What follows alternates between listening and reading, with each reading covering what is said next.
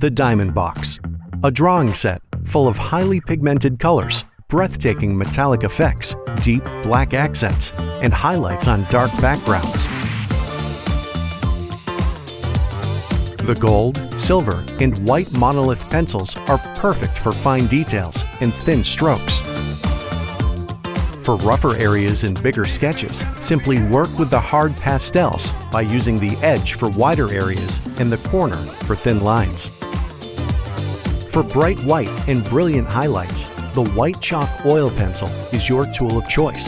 The oil mix allows for smudge-free lines, while the large dry white pastel art stick is perfect for blending. Our tip: use it in combination with the paper stump.